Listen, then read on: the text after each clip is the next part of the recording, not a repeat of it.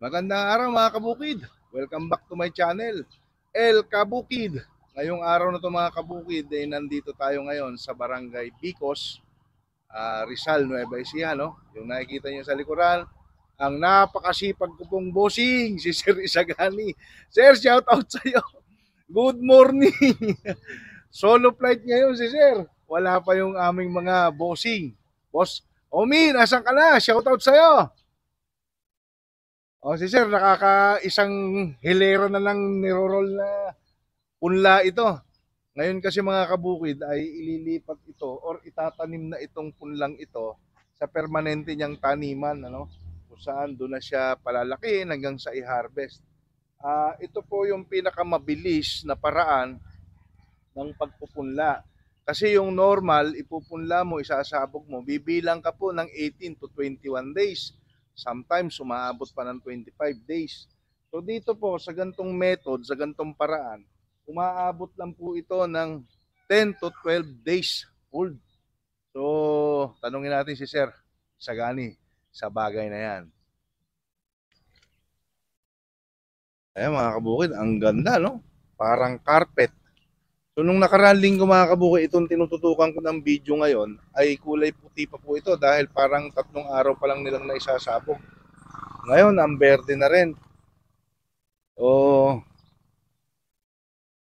Actually, sa ibang bansa, marami nang nagpa-practice nito, sir, no? Japan, ito na. Oo, sa Japan, sa Thailand.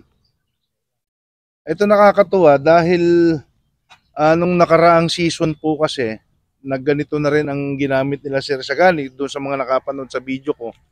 Ay matrabaho masyado dahil doon nila ipinunla talaga sa pinitak. Ang ginawa nila, latagan pa ng plastic, nilalagyan ng lupa. So napakatrabaho. Ngayon, pwede naman pala dito sa semento. Ayan. Kaya lang sir, anong dilig dito sir? Talagang mayat maya. Hindi naman. Umaga sa kahapon. Minsan pagkakulimlim, Hindi na. minsan lang din dilig eh. Umaga't hapon Umaga at hapon din. ang dilig. Oo. Bilang sakripisyo dito yung pagdidilig lang. Tsaka ang kagandahan sa ganito sir, nakatipid kayo sa punla. Tipid sa binhi. Din eh. Oo. 45 kilos lang ito sa isa hektarya. 45 kilos lang. At saka tipid sa tanim. Dahil magkano bayad isang hektarya ngayon, sir? 8.5 ngayon eh. 8.5, isipin nyo. Abutin siguro ng 9,000 kasi may meriendahin pa. Tamo, 9,000. Samantala pagka ganito ho ang inyong ginawa, ay tipid na tipid ho kayo.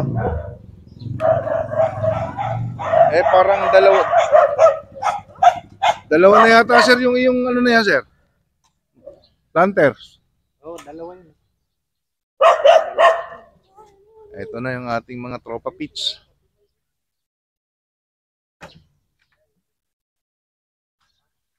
Ang ganda.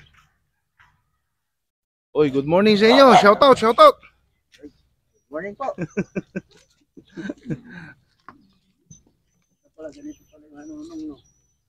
Ganyan ang style ngayon. Actually, nung nakaraang taon pa ito sinimulan. Nakaraang season lang pala, hindi taon.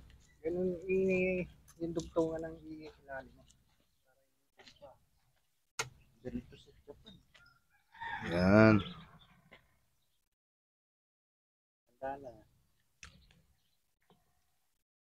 Ayan, lulukot ano. Galing. Parang kwan lang yan. Parang lumpia. Ang laking lumpia nito. Napakalaking talyasi ang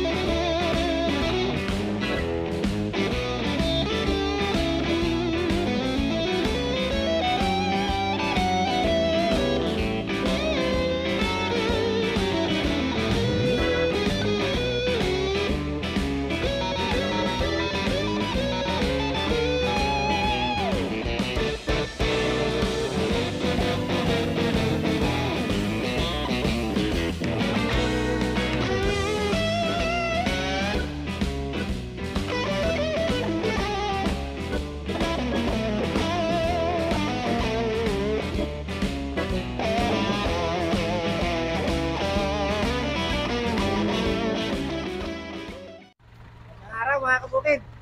Oo. Kung baka may shoutout ka. Mag-umpisa na tayo magtanim. Mag-umpisa na. So, dito na natin ikakarga ngayon, Kuya Umi. Yung dalawang ating transplanter na yun, ano? Yan, ikakarga natin dito sa trailer. Ba't hindi yung pula?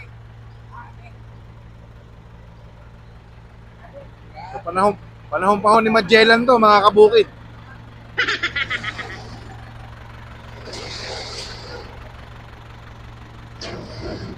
Hanggang ngayon, gumagana pa. Pero, panghila na lang siya. Hindi na siya ginagamit sa tumana at sa kabukiran.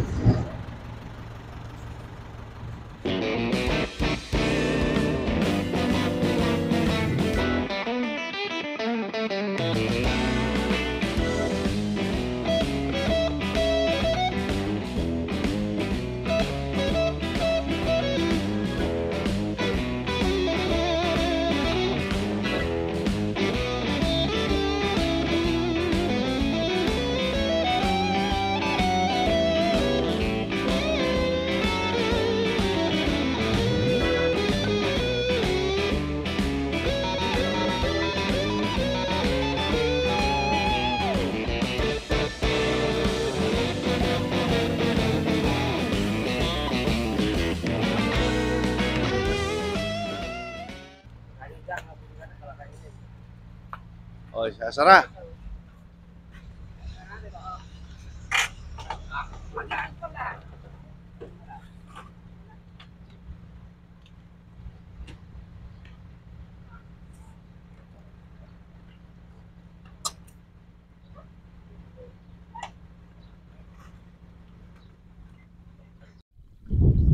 Nandito na po kami ngayon sa Sitio Hulo ng Natividad, ano? Kung makikita nyo po yung likuran ko, yan po yung truck na pinagkargahan ng punla. At konting oras pa, darating na rin po yung farmal na pinagkargahan naman ng ating transplanter. So kung mapapansin nyo, ay lahat ng nasa likuran ko ay naka-ready na. Yung iba naman may tanim na. Dito naman sa kabila, ganun din po, no? Naka-ready na rin pong taniman. So in short, ngayon po talaga ay season ng pagtatanim dito sa Nueva Ecija. So ngayon, ipapakita ko po sa inyo yung sitwasyon namin. Ayan, ibinababa na po nila isa-isa yung nilukot na punla, ano? At yan po ay ikakarga naman doon sa transplanter. O, ayan pa si Sir, oh. Sir, saan po dadalhin to, Sir? Doon sa medyo gitna. Medyo sa gitna po pala ang bukid ni Sir. Mas malapit doon, kaya lang alam pagbababaan, ano? Kaya dito na natin. May mga puno na yun. O, yung pa pala, mga kabuk, hanggang doon daw sa may mga puno na yun, no? Doon dadalhin itong lumpiang malalaki. Itong tinatawag na fresh lumpia. Fresh lumpia yan. Ito, Sir, na-activator na natin. Oo, na-activator na yan. Na-activator na. Tapos nalagyan pa ng organic na ginawa natin. No? Ayun. Ando doon sa kulungan ng baboy. Ay, yung ating pinarment doon na ano, ng mga manure. Ng kambing, ng itik, no? Lahat na. So, napakaganda na pala nito ngayon. At least meron nang niluto yung mga microorganism ni activator dyan. May kakainin na agad itong May kakainin na. O, tatanim tama. natin. Meron na siyang kuan. Ready to eat. Kaya magbabawas po talaga kayo mga kabukid ng fertilizer nyo, chemical. Oo. Eh sabi nung isang ahente, paupuan ko pa daw, lagyan ko pa daw ng chemical. Iisip ko, ginamitan ko naman na activator to. Titingnan ko rin muna kung alin ang mas maganda. Experience nyo naman, Sir, talagang sa activator pa lang natin may nilagay pa tayong mga organic. So malaking bagay na po yun. Marami ng organic matter yan, saka yung mga microorganism natin, bacteria. Kaya bang buhatin yan? Ito. Medyo mabigat yan. Baka naman pagdating dyan sa kayo'y Kayo, di baling balik-balikan na lang. Baka madulas kayo dyan. Malayo pa pala pagdadalhan. Testing mo na, testing mo na.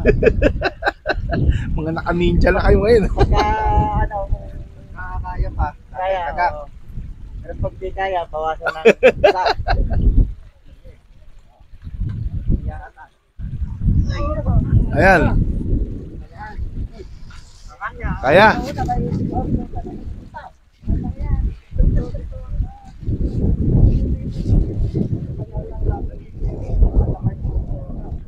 Oo, sa may arit na gano'n, doon ang isa niya.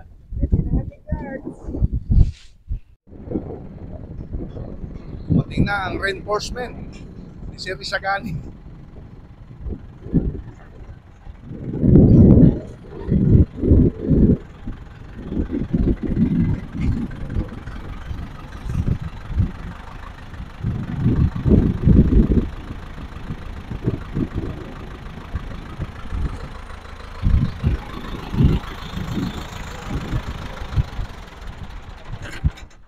Boss Melvin in the house. Parang marami yatang kinakaliko to, no? Kaysa doon sa pula. Wala dito. Meron pa sa ilalim ng tuwa mo. Yan na yung sa tote. Ah, dito sa ano.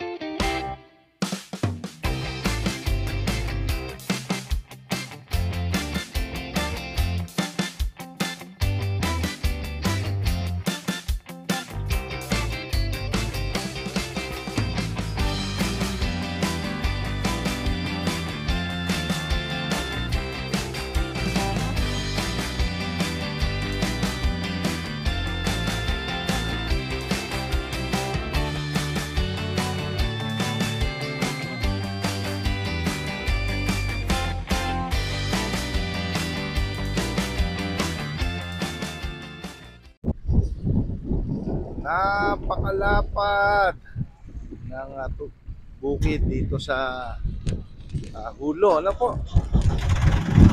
Buhay part ng Natividad.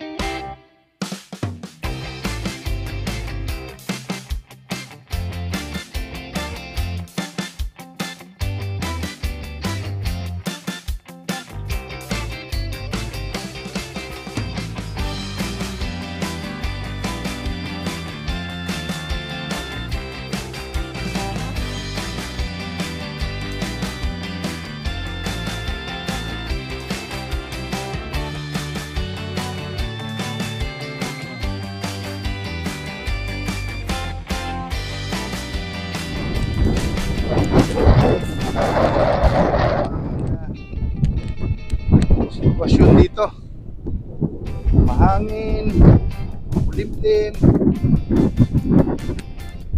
Nasa gitna po ko ng palayan. Hindi po fish pa yan, palayan po yan. At itatanim na po dito yung pinula ni Sir Sagani sa simento. Nauna na yung mga planters.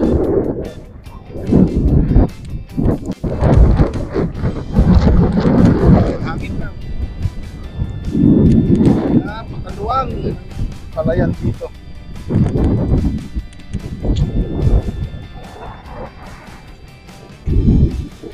Careful na po tayo at sa Philafels po tayo nanunulay. Tayo ma-slides.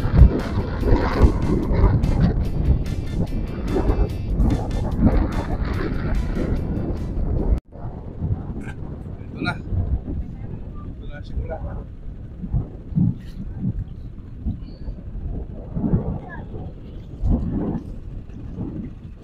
Ayan.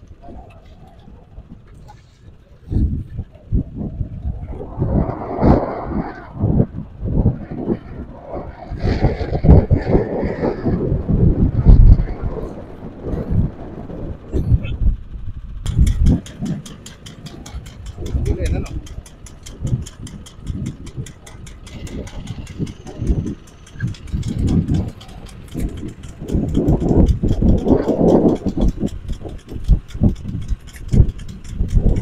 Hirap pala pag nakabota. Tigas bunutin.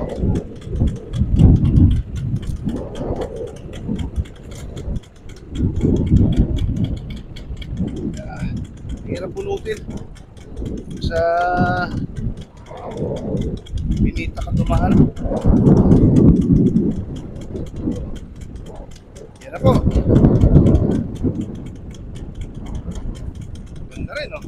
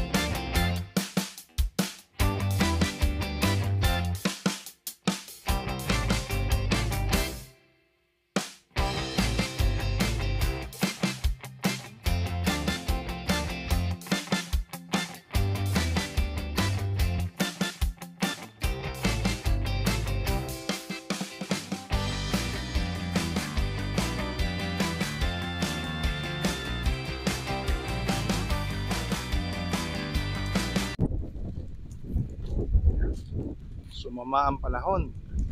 Medyo sumilong muna tayo rito ng bahagya. Pero ganun pa man sila, the show must go on.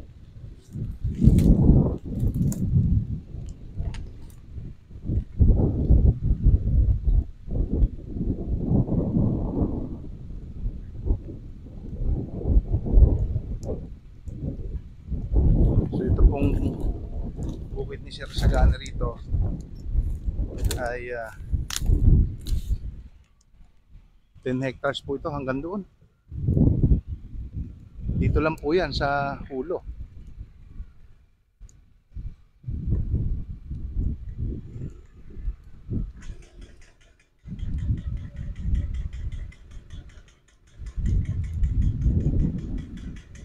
Tuloy na si Boss Melvin kumana ng transplanter. Itong lupang ito ay na-activator na po ito. Kaya napakaganda na raw po ng kondisyon ng lupang ito according kay Sir Sagani.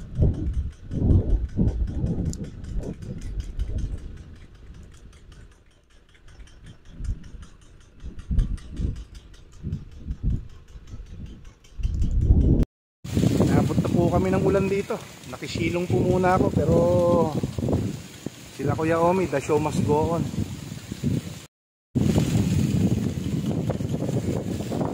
Ulan.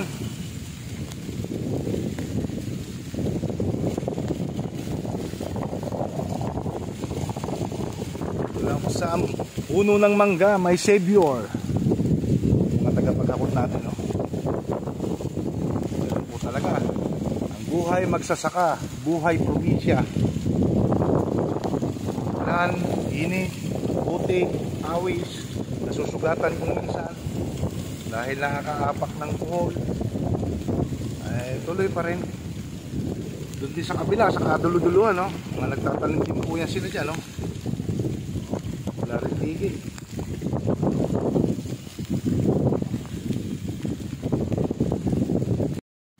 Mga kabukid, dito ko na muna tatapusin ang segment ko sa araw na ito. At i-update ko na lang po kayo sa mga susunod na araw tungkol dito sa bukid ni Sir Isagani. Medyo ayaw ho tumigil yung sama ng panahon. At naipakita ko naman po sa inyo yung naging procedure, no? Nitong pagtatanim nilang ginagawa sa ngayon. Sa mga gusto rin pong sumubok ng aming CHC Agritech product, kita nyo naman yung ganda ng resulta, no? Ay pwede po kayong tumawag sa number na makikita nyo sa inyong screen. Bisitahin nyo rin po yung aming website na www.elkabuki.com. Kung mahilig kayo mag-Shopee, meron po kaming Shopee store. Ito po yon. At kung mahilig ka mag-Facebook, bisitahin nyo rin po yung aming mga pages. Ito naman po mga kabukid. At maraming salamat kung kayo po ay taga Bicos Rizal. Nais nyo rin pong gumamit ng aming CHC Agritech product. Kontakin nyo lang po or pumunta lang po kayo kay Sir Isagani. Diyan po sa kanilang punuhan sa Barangay Bicos. Papunta pong Barangay Maligaya, Sitio Pantok. Ayan po, no. At shout out sa lahat ng aking subscriber, followers, likers, and viewers, no. Maraming salamat po sa inyong lahat. Hanggang dito na lang po. Ingat po kayo palagi and God bless.